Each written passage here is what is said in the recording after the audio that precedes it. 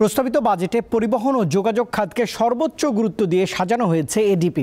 এই খাতটি বরাদ্দ পেয়েছে প্রায় ৫৯,০০০ কোটি টাকা।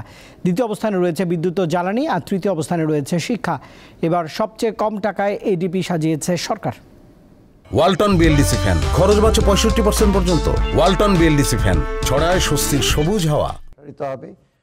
মূল্যস্ফীতি নিয়ন্ত্রণ, রাজস্ব আয় বাড়ানো, অভ্যন্তরীণ খরচ কমিয়ে বিদেশি সহায়তার ওপর জোর, সামাজিক নিরাপত্তা বজায় রেখে ব্যয় নিয়ন্ত্রণ, কর ব্যবস্থার ডিজিটাল সংস্কারকে বিশেষ গুরুত্ব দেওয়া হয়েছে প্রস্তাবিত বাজেটে। দক্ষতা উন্নয়নে দেশের তরুণ বাজেটে ব্যয়ের প্রায় ৩৮% অর্থাৎ ২,৯৬,০০০ কোটি টাকা বরাদ্দ দেওয়া হয়েছে শীর্ষ ১০ মন্ত্রণালয় ও বিভাগকে।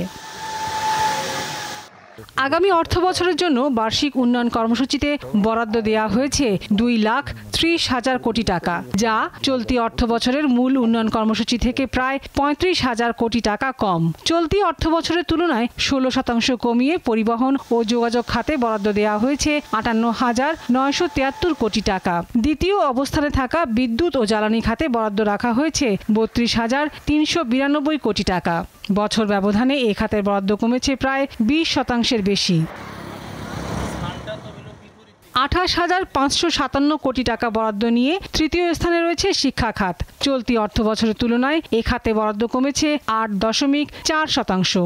অন্য খাতগুলোর মধ্যে গৃহায়ণ খাতে ২২,৭৭৬ কোটি টাকা, স্বাস্থ্যে ১৮,১৪৮ কোটি টাকা, স্থানীয় সরকার ও পল্লী উন্নয়নে ১৬,৪৭২ কোটি টাকা, কৃষিতে ১০,৭৯৫ কোটি টাকা, পরিবেশ, জলবায়ু পরিবর্তন এবং পানি সম্পদ খাতে ১০,৬৪১ কোটি টাকা, শিল্প ও অর্থনৈতিক সেবায় ৫,০৩৮ কোটি টাকা, বিজ্ঞান ও প্রযুক্তি খাতে ৩,৮৯৪ কোটি টাকা বরাদ্দ রাখা হয়েছে।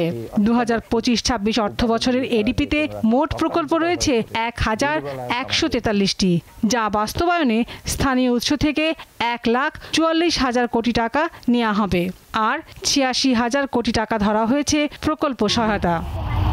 এছাড়া একটি সুষ্ঠু নির্বাচন অনুষ্ঠানের জন্য প্রস্তাবিত বাজেটে নির্বাচন কমিশনের জন্য ২,৭২৫ কোটি টাকা বরাদ্দের প্রস্তাব করা হয়েছে। লাবণী গুহ, দীপ্ত সংবাদ, ঢাকা। দুর্বল সমাজের